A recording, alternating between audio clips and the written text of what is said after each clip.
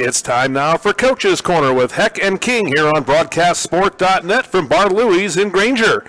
If you or somebody you know has a business to promote and want to be a sponsor, email John at BroadcastSport.net to inquire for pricing. Also, make sure you follow us on Facebook, Twitter, Instagram, and YouTube. You can find us on all of these platforms at IND Coach's Corner. If you have a question for the live show, you can email John at BroadcastSport.net or give us a text at 574-366-2488. Let's get to tonight's episode of Coach's Corner with Heck and King here on BroadcastSport.net. Ladies and gentlemen, you are about to be entertained by the Black Sedan Band, and I'm yours truly, Horse Carl on the mic. I guarantee you, if you want to dance, we don't mind you doing it. We're going to have a good time. Friendly stranger in the black sedan, I want you hop inside my car. I got pictures standing of a lovable man, and I can take you to the nearest star. I'm your vehicle, baby. I'll take you anywhere you wanna go. I'm your vehicle, woman. And by now I'm sure you know that I love you. I need you. I want you, got to have your child. Great God in heaven, you know I love. Yes, sir. You're my vehicle, man. Good evening. Good evening. We've had a lot going on here in the last 24, 48 hours. Welcome to Coach's Corner with Coach Heck and Coach King.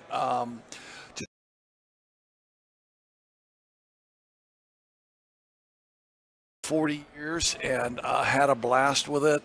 And here's the question. Here's the question for you. If they came at you again, and if they said, Pat, I'd like to give you this job, would you go back and coach again? Maybe. You never say never. I know. Never say never. We've got all these old timers still coaching. Miami coach is older than us. He's older than dirt. Patino just got a new job. He's older than us. He's older than dirt. Patino's 70. And he says he wants to coach another 10 years till he's 80. And Jim Larinaga is, I believe, 73. Yeah. 73. And after the game, which is Miami Hurricanes beat Texas, he's dancing in the locker room. And I was watching some of his steps. He's got some Miami stuff to him. He's having a good time, that's for sure. No, he's having a wonderful time. He's put the time in. When I was coaching at Ball State, he was the head coach at Bowling Green, and just did a wonderful job. And he was obviously much younger because that was 30, 40 years ago. Yeah. And he coached his brains out. His teams pressed all the time and trapped all over the place. So the fact that he's in his second Final Four, because he took a team to the Final Four. Which team did he take to the Final Four? You got me on that one. Seriously? Yeah. George Mason. Was he the George Mason coach? He took George Mason to the Final Four. I don't know, what was that, 3 or 4 or 5 years ago, something like that? It's been more than that. He took George Mason to the Final Four. So this is his second trip to the Final Four. Wow. That's impressive. And you know, I'm not sure one of the things we'll talk about was the teams that are still playing. And when we called it before selection that, you know, how many number ones would still be around on Final Four weekend. We thought there might be at least one. We didn't know it would be like it is today. Yeah, no, it's amazing, and it's great for college basketball because it shows the parity. But what I want to tell you, it's called Prevagen.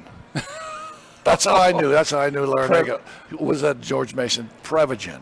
I need to get you some of the Prevagen so I can remember. So your mindset can remember. My wife tells me that's just the start of the dementia, Alzheimer's that's starting to sink in there. But I don't know if she's serious or not. I just call it selective memory.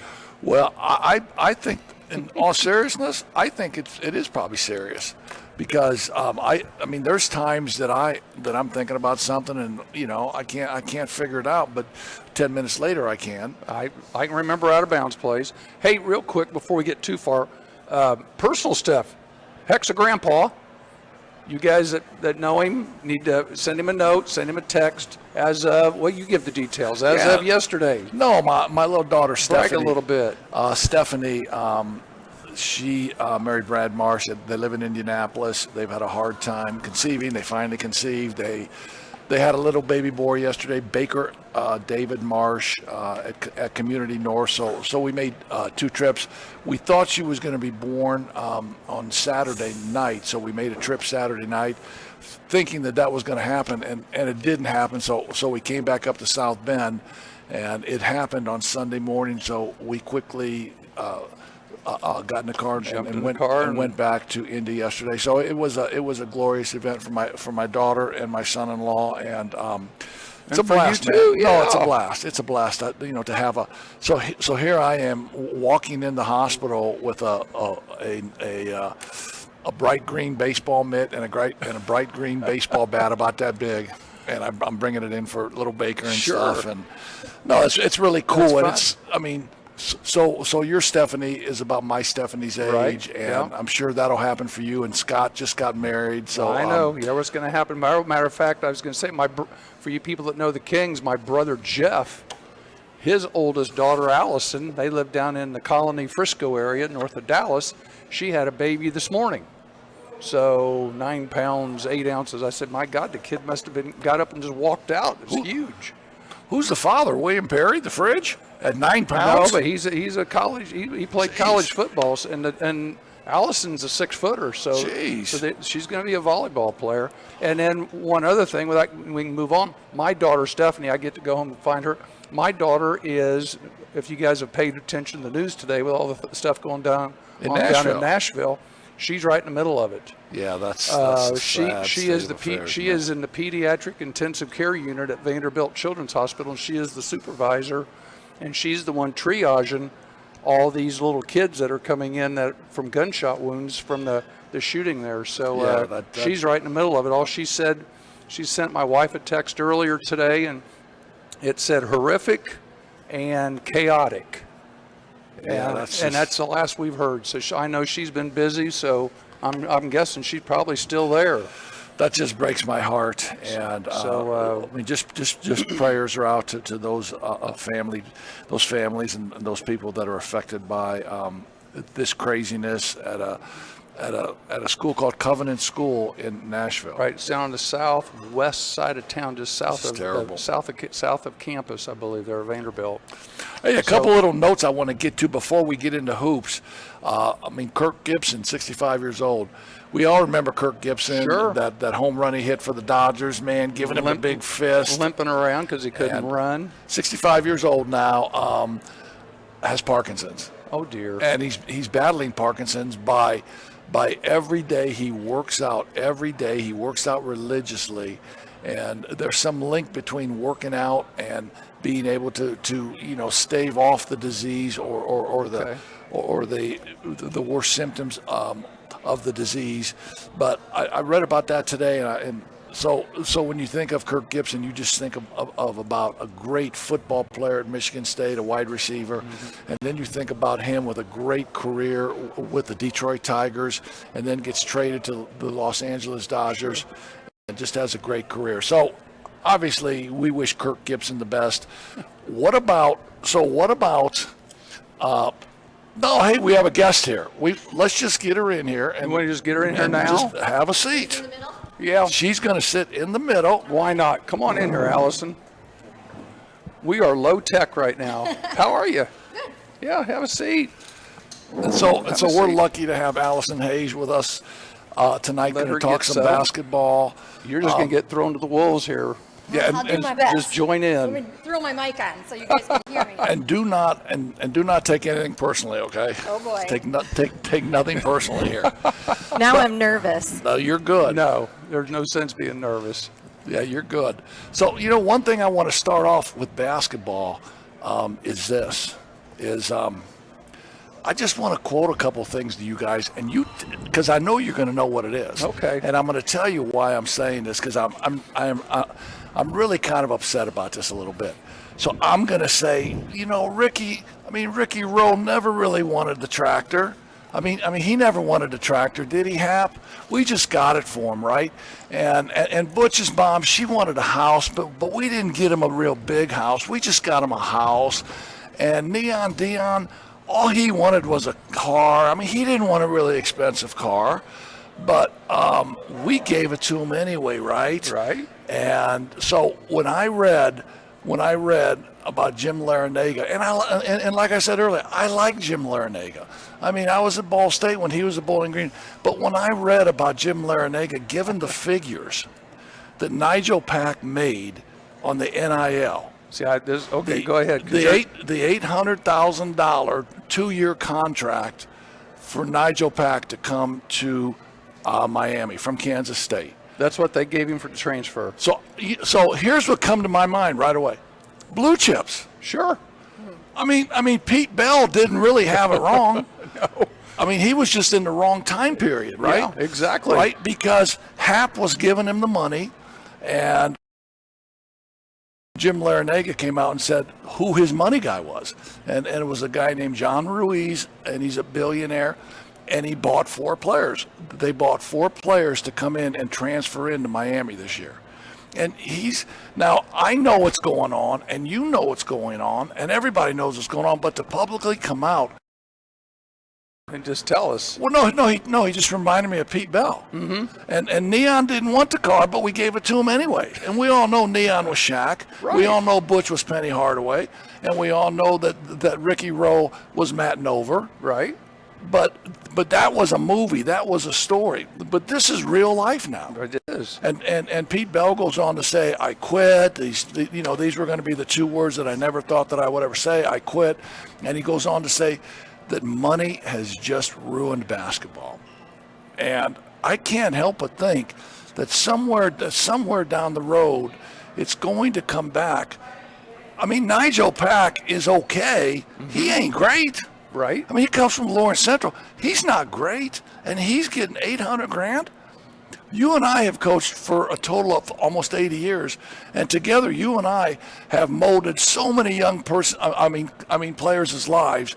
We've taught, and you and I will never make $800,000 in our life from this business. No, we won't. And we're going to give kids $800,000 to transfer.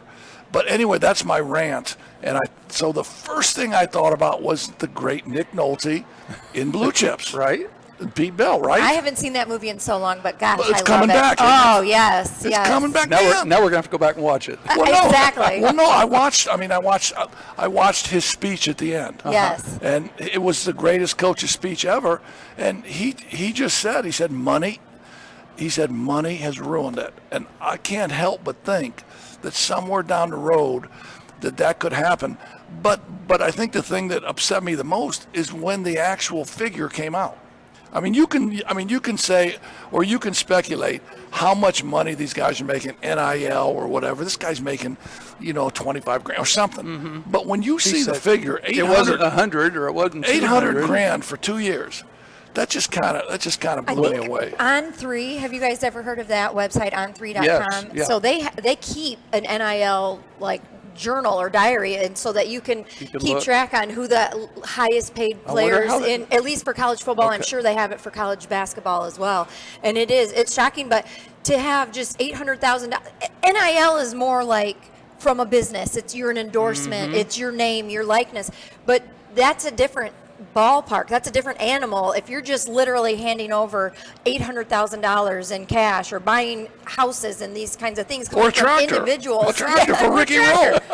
Hey, whatever he needs, but that will ruin it. And it's no longer amateur sports anymore. Yeah. So Reggie Bush needs to get his Heisman back because all the stuff that went on at USC when they bought his parents a house and this, that, and the other, moved them out there so he could play at USC. So when you tell me that there's no number 1 seeds left, it doesn't surprise me because a team building is not about bringing a freshman in anymore and working this freshman out and his off-season workouts, he's going to get so much better. It's going out and buying a team, finding free agents. And so the parity that is now going to exist in college basketball is going to be greater than it ever really, really was because when you buy a team, it's going to take you longer to maybe get that the team chemistry and all that stuff rolling, and so your team may play well at the end of the year. Well, here let's go jump back to Miami. You said there were 4 people. What have you watched the girls play yet? Did you see who are the little blonde twins that playing for Miami? The girls, they are transfers from the West Coast. They just came in this year brand new. I wonder how much they're getting paid, because you know what's going on at the girls level too. Well, I mean, I hope they are, and I know. So I don't know because about that. Title IX coming in and say, hey, wait a minute, hey, Nigel's getting $800G for this, man. How much are you getting? So is Title IX getting involved in this? The one little girl, there is the no free involvement. throws, I think that's the biggest problem. There's zero regulation of it whatsoever. The NCAA couldn't have handled this any worse. It's been talked about for years and years and years. There's been plenty of time to figure it out and come up with a formula that would work. There's nothing. And there's just nothing. It's the Wild West, and it makes no sense. We mentioned that Wild West one other time. Yes, and it's it's not getting any better. I mean, when you're handing over $800,000, it makes no sense. Yeah, no, I mean, I've been involved in college basketball. I worked in college basketball, and I can truly say this, that I think the purest form now of college basketball would have to be D3. I think that would be the purest form of college basketball. I mean, it's even coming down, I got to believe, to NAIA. I mean, those kids used to, the NAIA used to be loaded with Division I kids because they didn't have to sit out, and they could transfer from any D1 and play immediately. But now they're not getting as many of those kids because those kids are staying. I mean, those kids are getting 3 hots in a cot, and they're getting paid. So why would they leave? Right. I mean, why would they leave? It's a great job, but why leave early? You got a girlfriend there. You're eating. You're getting paid. You got a nice little apartment, and you're hooping it up. Why leave? So now the NAIA teams are not getting those transfers like they used to, and they're having to pay to maybe keep some of their players, or to say, listen, man, don't go D1. Come here. We're going to give you a little bit of money here. Now, speaking of NAIA, I just saw on the news earlier that Mike McBride from Holy Cross was just named National Coach of the Year. Yeah, we love. I mean, that's awesome. I mean, we love Mike. We need to get Mike in here. I mean, Mike's a little rough around the edges, and we always talk about his language a little bit, especially at a Catholic school. I can't believe it. Can you? No, can you believe it? No, and I love Mike, man. Now, you and I've never acted like that, have we? Well, never. Okay, not at a Catholic school. Oh. I mean, my mom would not let me act like that at a Catholic school because I went to Catholic school my whole life. So, but no, public school's okay, huh? No, public schools. I mean, anything goes to the public school. I will say, I was shocked at just doing the sideline reporting for the 3A and 4A games and listening in on some of the huddles and the way that the coaches were. The language? Yes. I've been doing this for years, and it was just this particular day. I mean, and it wasn't Aaron Wolf, I'll say that, but it was the other guys, and it was interesting to hear. I mean, I wasn't offended by it or anything, but it was like it made me smile because it was just funny and kind of caught me off guard. But it was cool. I mean, I don't know if it was cool, but it was. Well, yeah, it was interesting. Yeah, it is what it is, right? Yeah, exactly. I mean, the players responded to it though, and so hey. It's just part of it. Well, hey, we've thrown you just kind of threw you in. For people that don't know, let's talk. Hi. Let's talk to Allison for a minute. Why did we bring her in here today? Well, so my daughter had a baby yesterday, and so I didn't have a lot of time to prep. And so Pat said, "Hey, I can bring Allison in, man. She was at the ball games, and she can talk about the game. So we want you to talk about some games here." Well, thank Why you. not? Sure. Right. I can give you my background a little bit. Well, yes, please. for the listeners. Well, and I Please told do. him that we first met when you were with Dean over at Fox 28, and then since then you've kind of been here, there, and everywhere. Basically, you're the Saturday girl pregame for Notre Dame on football weekends. I know that. I'm very busy on so Saturdays. Phil, Football season is crazy. what's a normal day for you right now? So, well, my background is that in 2004, so I grew up here in the area. I grew up in Niles, Michigan, Niles Viking. Yep. And I went away to school at the University of Florida and moved back here and took my first real full-time TV job at Fox 28. Dean Huppert, he was a huge mentor for me, and I worked there for 9 years with him, and then Scary, isn't it? We love Dean. We love Dean. Especially on the golf challenge, he would never let her win. That was the thing. Well, we were teammates. I know, but there was a little internal, competition going on too. Because I talked to Dean about that. She wanted to make the putts. Yeah, for sure. She was the putter. But so I worked with him for 9 years there, and then I left and I went to the Big Ten Network exclusively for 5 years, I believe. And then I started working in 2016. I came back to the area and started hosting Notre Dame football pregame show called ABC 57 Kickoff here locally. And it's just awesome. It is a dream job, and I mean, it's not without its headaches and pains in the butts and all that good stuff, but man, I love it. It's sort of like you can watch us I'm going to give a shameless plug, sure. Well, every home Saturday. That's right. And we are on from 10:30 to noon, and it's like College Game Day on ESPN, but every time you turn us on, we're talking about Notre Dame. The local version. That's right. Now, somewhere in there, too, you had some weekend gigs up east doing the NBC network, didn't you? Did some studio stuff? I can't remember if was that part of the Big Ten stuff. Probably must have been Big Ten stuff. Okay. Yep. And you were probably with the Big Ten when they first started that network, weren't you? No, close? No, they had been around for quite a while. Was it that long? Yeah, Okay. I started there in 2013, I believe, was the summer of summer of 2013. Okay. So I did that for a while, but this was always home for me.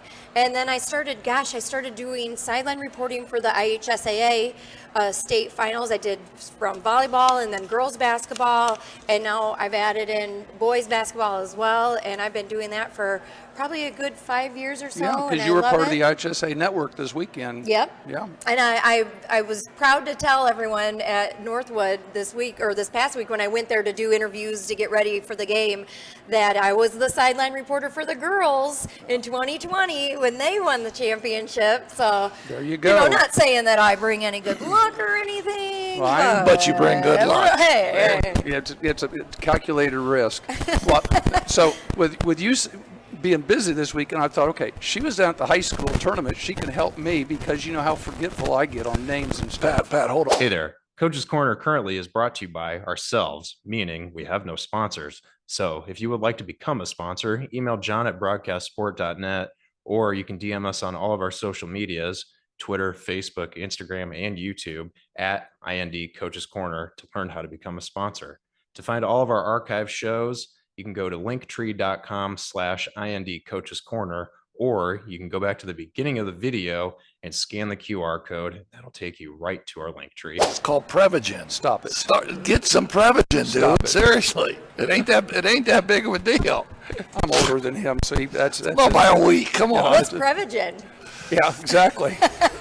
Good luck. memory? There Yes. you go. Well, shoot, I might start taking some of that. We need it. Well, hey, let's jump into some high school stuff real quick. Exactly. The morning games, we were on our way down there, but the Lutheran in the 1A game, as predicted, we thought the Indianapolis schools would kick butt and take names. Well, it's all about the strength of schedule there because every night they're playing a city team, Right. And they're not going out and playing any county teams, any of the Lavilles or Arguses or Oregon Davises. And I'm not saying those aren't good teams, but that's not like playing the city basketball down in Indy. And so predictably, we thought Lutheran would be really good, and they were. They were. And the thing I noticed, I was looking at some of the box score. They had two sophomores. One had 22. Caden Lesher had 22, 10 rebounds, 5 assists. L.J. Ward had two sophomores scoring 22 and 17. Derry Smith had 21. They had 5 guys in double figures, but when you score 97 points, I guess somebody's got to score. And Southwood was just in over their head. They were 15 and 13. And one of the comments we heard was just, obviously the Southwood 1A, and let's face it, 1A basketball is Southern Indiana basketball. I mean, that's just basically where it is because there's so many little towns down there. And that's just where that's where Hoosiers was made down in the southern part of the state for a reason. Well, they fight consolidation really hard, and good for them because those are still great basketball towns. And at the end of the day, if you ever want to rob a bank, just go on Friday night when those people are going, no doubt, or playing because everybody's at the game. And Hoosier hysteria is still huge in Southern Indiana. Yeah, they fill up the gyms, that's for sure. But did you do that game? Did you? I did not. I only did 3A and 4A. I was driving down also, just kind of caught the tail end of the 2A game on the radio. And we did too. The 2A game, it was a similar situation. Here's Blackhawk Christian playing Linton Stockton, who had only lost to a Kentucky team. They're unbeaten in Indiana. and actually led by 10 at the half. Linton Stockton was ahead 29-18 at the half, and their Mr. Basketball candidate, Joey Hart, had 18. He's already signed to go to Central Florida. And it was his dad was the coach until that alcohol stuff, man. That he stuff got a is driving me DUI, crazy, so they man. had they had an interim. Did that have an effect on the game? Who knows? Well, no, I'm sure it did had have to. effect. I'm But sure it did. The have thing effect. that I read was that Blackhawk made some adjustments at halftime. They've got a sophomore, Kenny Pickett, that's 6'8". He ended up with 19 and 9, but they moved him over to guard Joey Hart and shut him down. Joey had 23. He had 18 at the half. He scored 5 points second half. Is that his brother who's the quarterback for the Steelers? Kenny Pickett also? Don't know. I'm just asking. Don't know. And then I guess Cage Sefton, a 6'4" senior, he ended up moving over to their other good player, Logan Webb, and held him. But second half, Blackhawk came back and ended up winning 52-45. Yeah, no. So Matt Roth is the head coach at Blackhawk, right? That's right. Yep.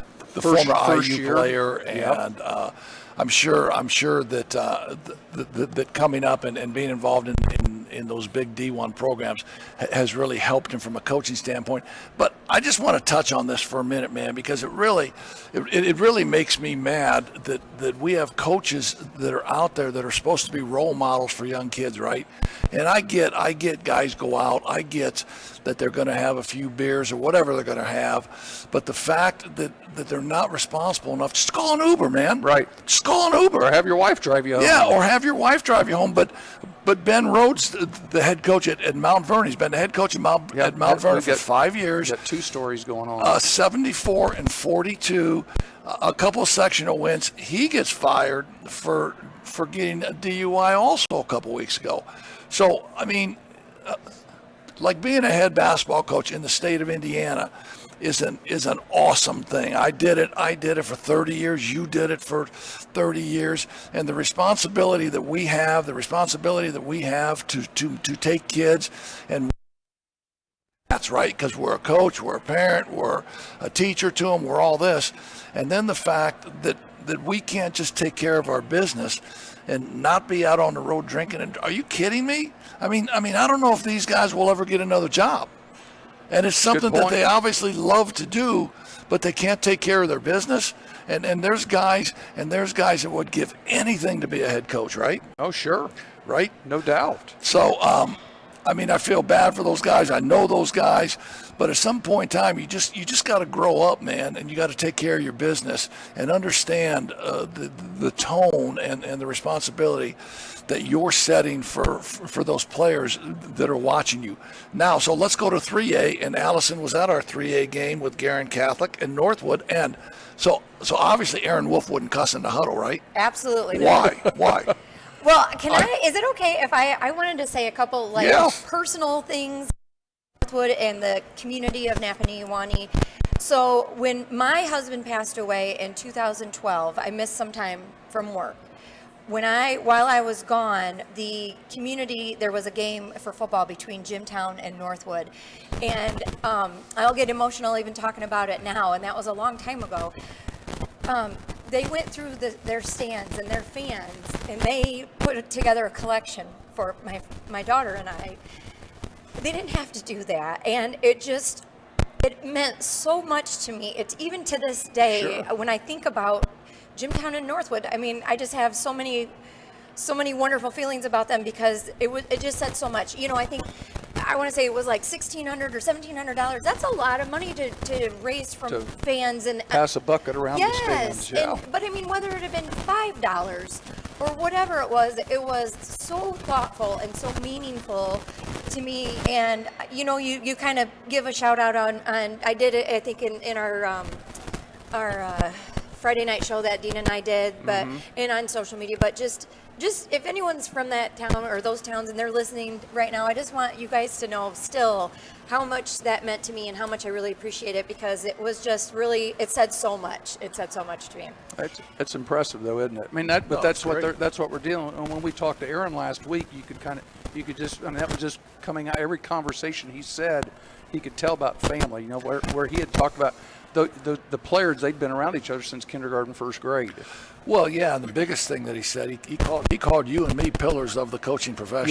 Yeah, he got a little, Our producer, a little distracted. Our producer calls us slaps, but Aaron Wolf calls you and me pillars, so that's the thing that I take away from so the we're whole gonna keep conversation. calling him, aren't we? But so Aaron Wolf is a Manchester College graduate. That's why I say yes. that you would not catch that out of Aaron. He's wonderful. He's a wonderful guy. He played for Steve Alford. Yes, and so whenever I do my organ donation games, and we pass the bucket in the state, it's amazing how generous people are, and it's amazing how much people care about different causes and the pain and everything that you were going through.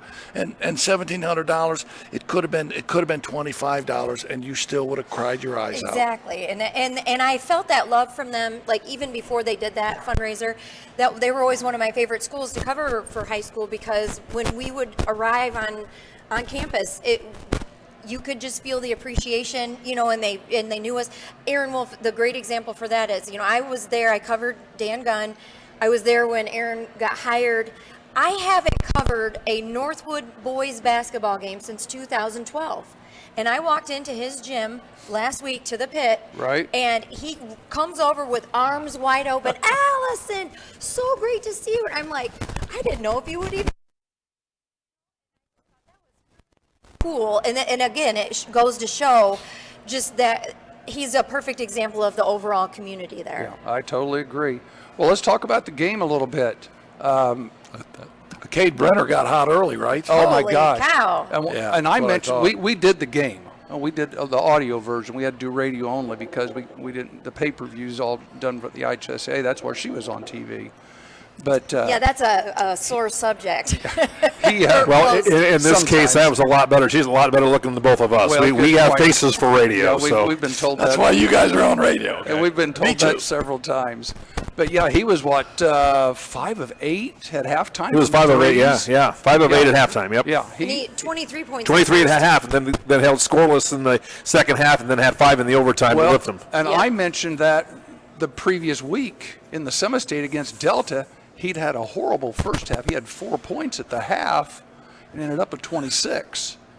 And so that was his 4 quarters. It just happened to be quarters 3 and 4 of the Delta game and quarters 1 and 2. So he's got to put 4 quarters together in the same game.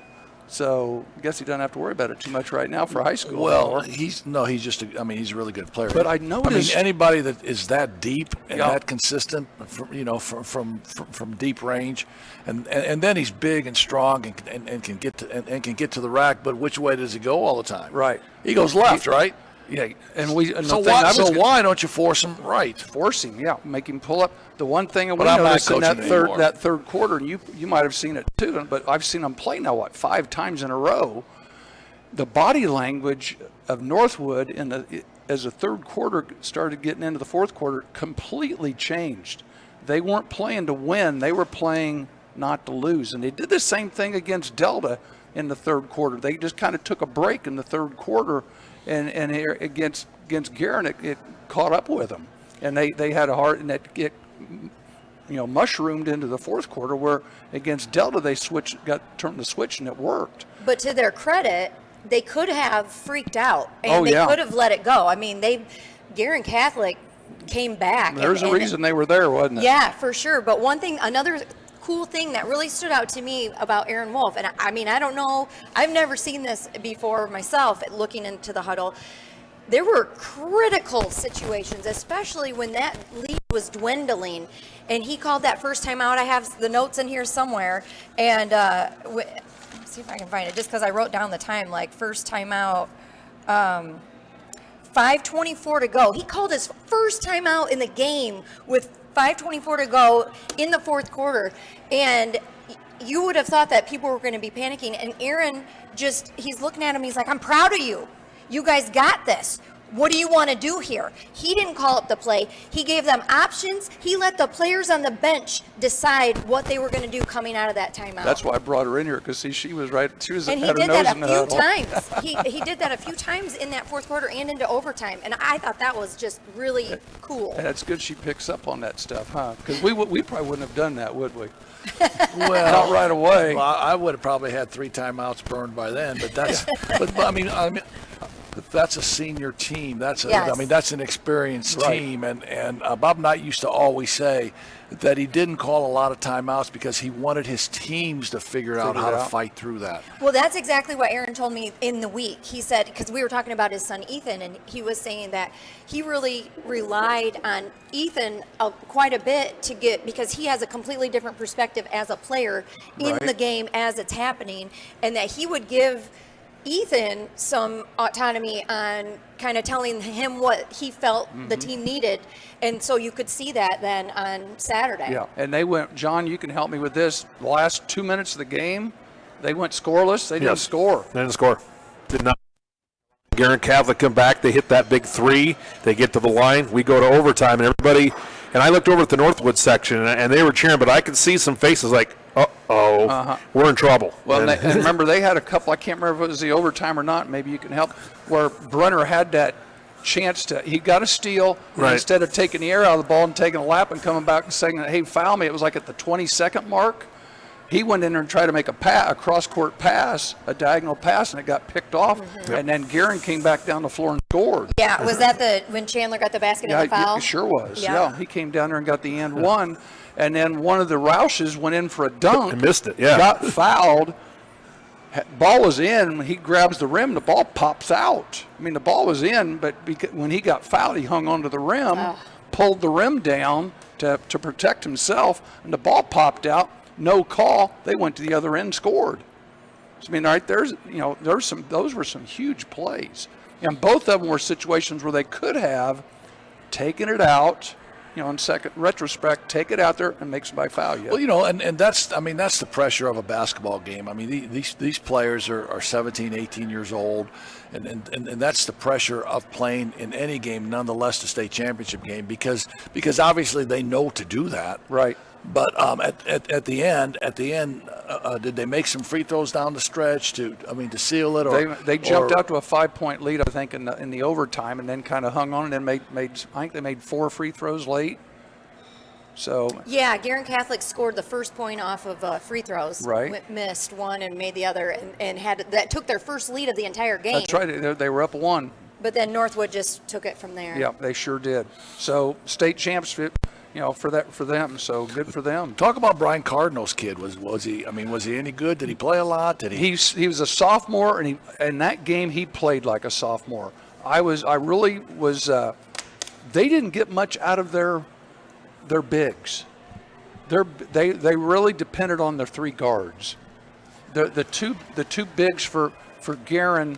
If they've had success in the past, it wasn't last night or Saturday night. They were really not factors. Okay, here's my most important question: did Brian Cardinal's son have like 19 knee pads on because he's always diving on the floor like that? Good point. No, he didn't. He actually looked like a modern version of a ball player. Because his dad was a version of just somebody that just played his guts out every time he got on the floor, and it didn't matter where he had to dive from.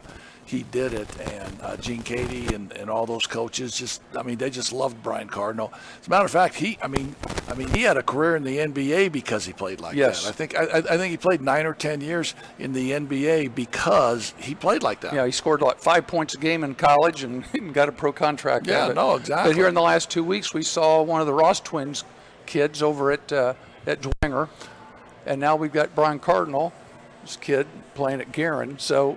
I guess we're showing our age. Well, we're recycling great players as kids coming through the program. I guess so, yep. The Ben Davis game, you saw it, we didn't. I was there for that, and that one, it was, at first you didn't think, it was like all of this hype. It was basically a sold-out crowd. I don't know if you knew any of the controversy that happened beforehand with tickets, but apparently Kokomo had figured out how to hack the ticket system. No, I haven't. Leave it to Kokomo. Yes. I knew that they had a lot of tickets, but didn't know how that happened. Yeah, okay. and they took the allotment from Ben Davis. So they had like a double allotment. Ben Davis couldn't get tickets. It was like a whole thing that whole week. Don Carlisle, their head coach at Ben Davis, he was telling me about it. It's like that's the last thing he needs to be worrying about are tickets. But they got it figured out, I guess. Whatever. People, they were selling them on the aftermarket. Those are $18 tickets.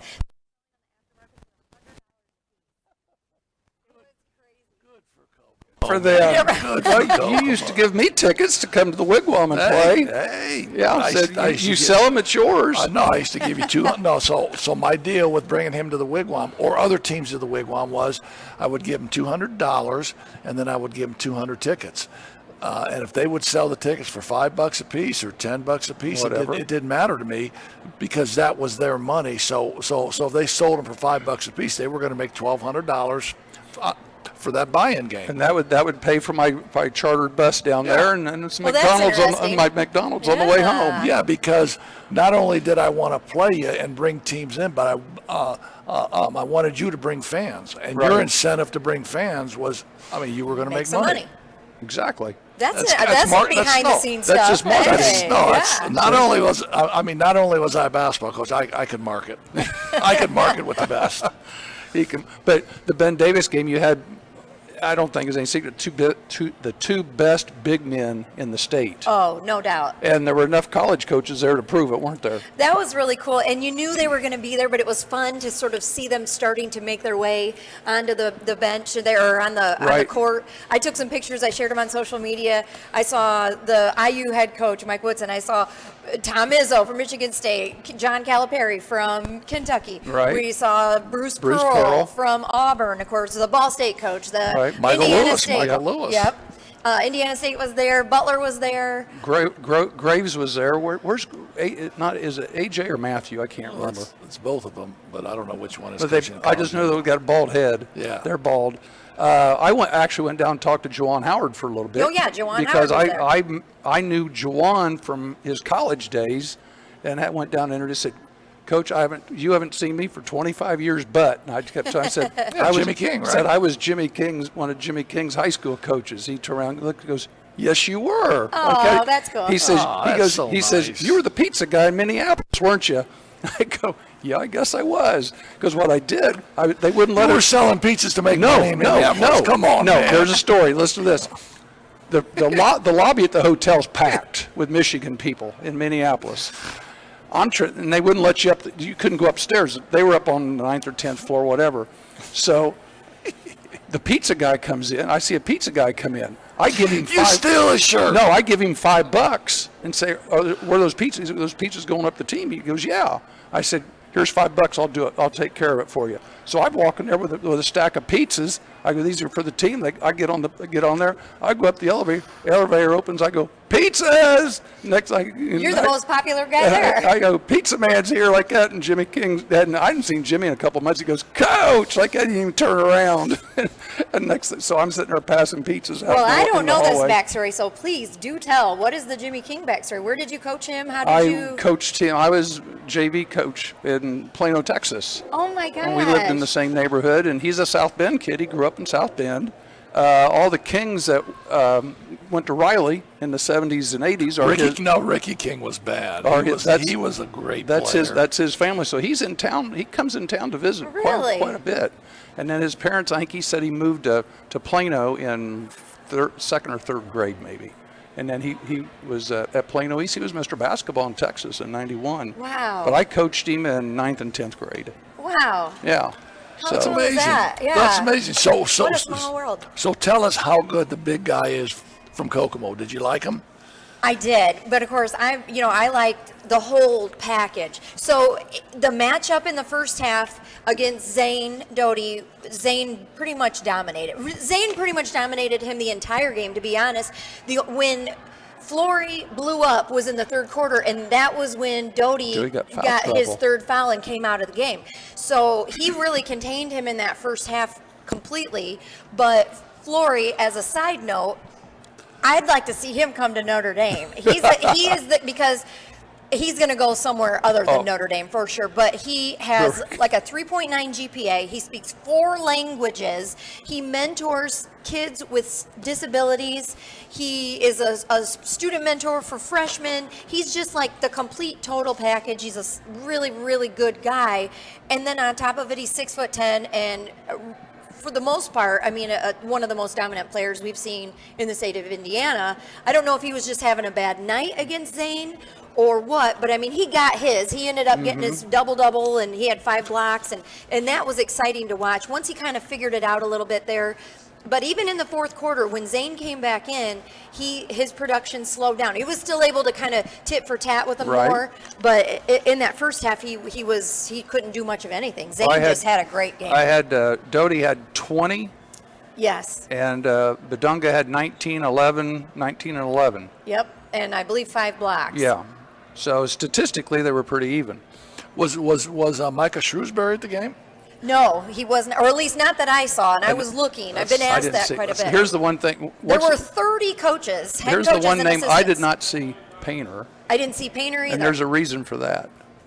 Because Badunga's best friend, his dad, is a Purdue guy. Oh. And I think there's some inside stuff going on. He's like, there was no reason for him to be there. So don't be surprised if Purdue's one of the front runners for him. I think as good as he is, and it depends where he wants to live, where he wants to move to, you know what his roots are like that. But obviously he's rated number 2 in the country. Mm-hmm. And he's playing at Kokomo. So how did he get to Kokomo? I mean, did you figure that out? I don't know the full backstory on that. I just know that he's from the Congo. Yes, the Congo. So everybody he knows is he a foreign Kokomo. exchange student, or did he? I mean, did his family move to Kokomo? That's part. I don't know. I don't know that either. Honestly. Well, my understanding is that there is a host family, and I think this is only his second year of high school varsity ball.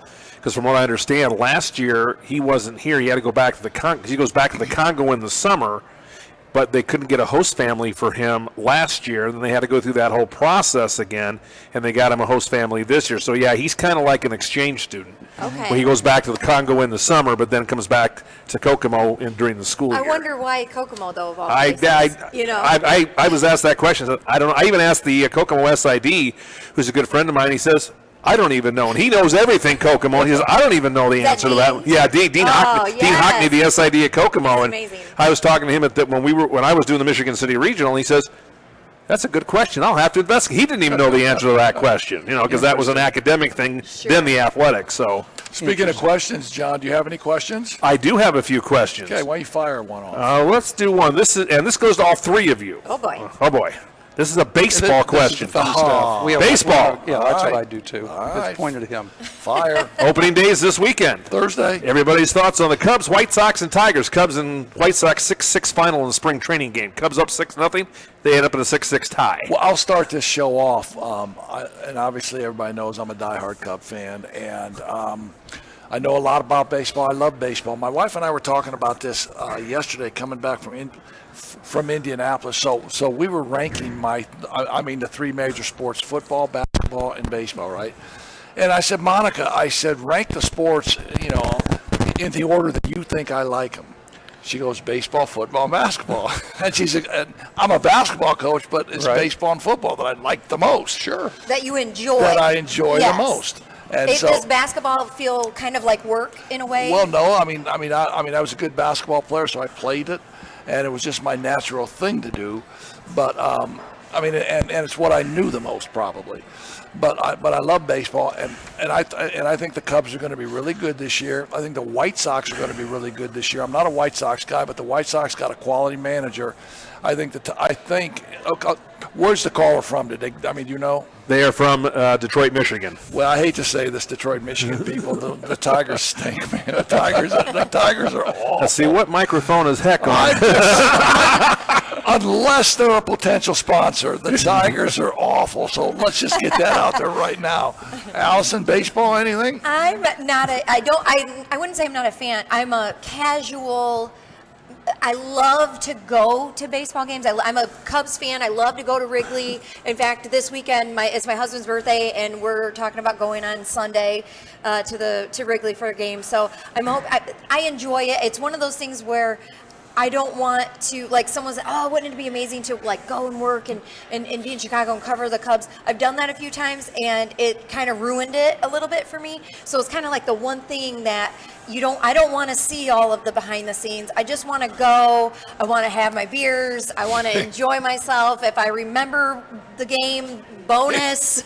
Right. Like that. So I have to kind of excuse myself from this. I love watching it for fun, but that's about the extent for me. Well, you made a good point. And with us being in the media, all of a sudden, for me, we're downstairs and we got great seats. We're right behind, the TV people, but you don't get to experience the arena. You can't cheer. Yeah. You have to keep You're your not cool. upstairs where you can walk around and look at concession stands and look at the displays and go to the pro shop and the gift shop and stuff like. You miss all that stuff because it's all behind you, and you just you look up in the rafters going, oh yeah, I've sat up there before. But So get to the question. Baseball. What do you got, big boy? see, I'm kind of like Allison. I can't quote batting averages. No. I'll It's go a watch game of failure, I'll tell you that.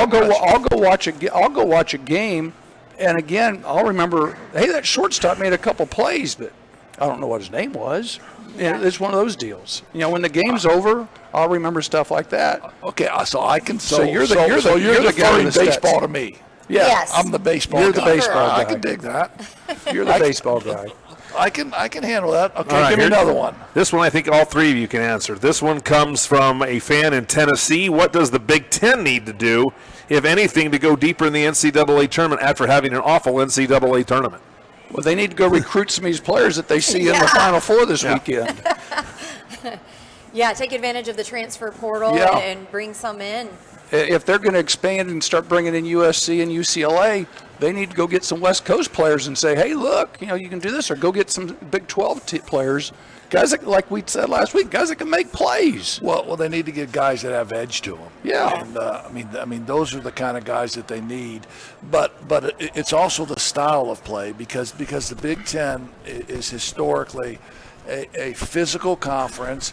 It's not a high-flying, running, dunking type of a conference. It's got great Defense. traditional coaches, great defense, and I think some of the young guys got to get in, and they number one, it's recruiting, like you said. But then number two, it's playing at a certain pace and Yes. playing at a different style.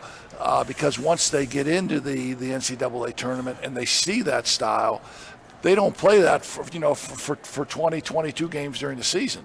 So it's difficult for them to adapt to that style. I agree with you totally there. If to keep up with recruiting, you have to have a style of ball that these young guys want to play. And if you're playing this, set, pass it, they want to run and gun, they want to be up and down the court, and they want to get their points. And so you kind of figure out how you can kind of maybe incorporate that in, and also just I think it's in scheduling too. You got to play outside of the Big Ten and start playing some of these other teams that are playing that style, so that once you get to the NCAA tournament, you're not blindsided and not prepared. That's where the December schedule fits in. And I agree with all that. John, you have another one? Yeah, this one comes from Jim from Pittsburgh.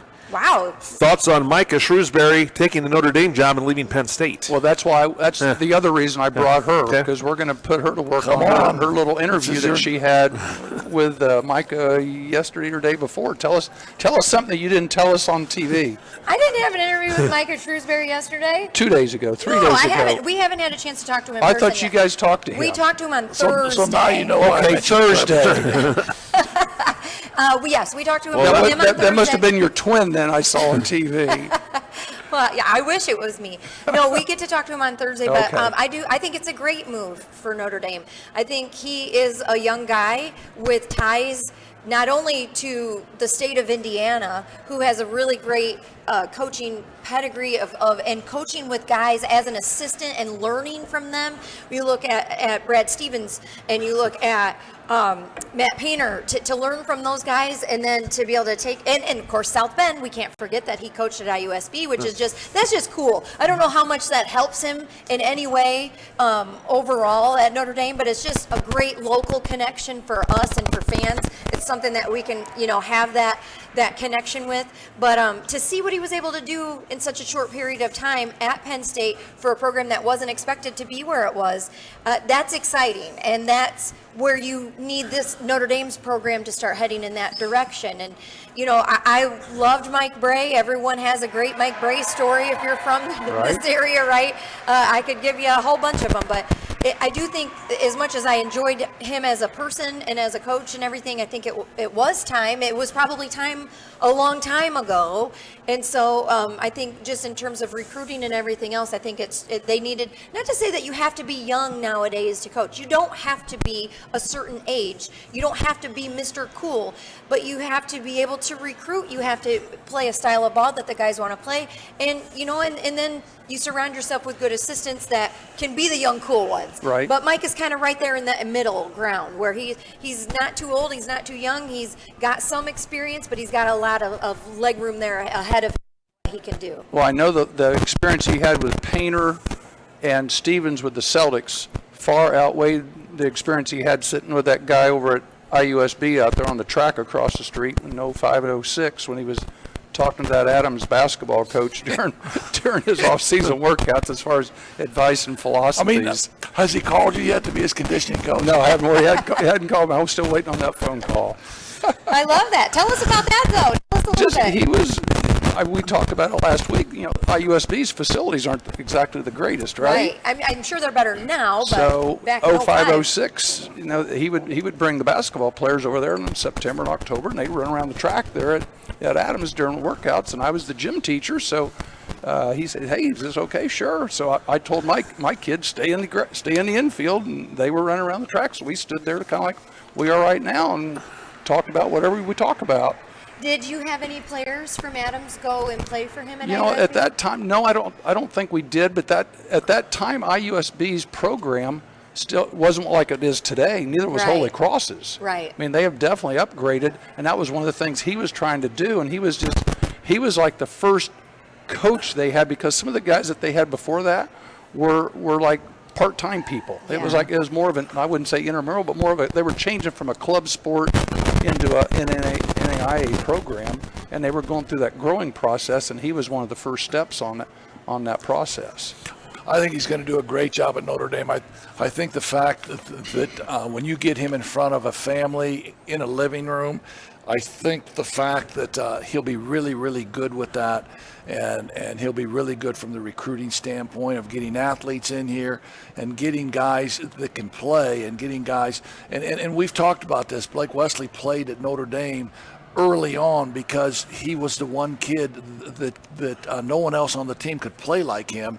And Notre Dame, I mean, they need 3 or 4 guys like that. Right. I mean, athletic kids that can get to the rim, and Michael will obviously recruit those kind of kids. His ability to teach, the small parts of the game, the improvements that he did, the workouts with the Celtics. I mean, and you're talking about him playing with or coaching Tatum and those guys with the Celtics. Mm-hmm. And so from the standpoint of him being able to come in and be visible and doing that, I think recruiting will be great for him. I have a question for you guys, just on your thoughts on it. First of all, how awesome could it or would it have been to have Blake Wesley and J.J. Starling playing on the same team together? But J.J. really did not live up to the hype at Notre Dame. Was that a product of him? Was that a product of Mike Bray and the coaching that was happening? Just the perfect storm, and now he's gone, and it was a McDonald's All-American. It's a good point, because Bray, really depended on those veteran seniors that he had, and he really never turned J.J. Starling loose like he did Blake Wesley.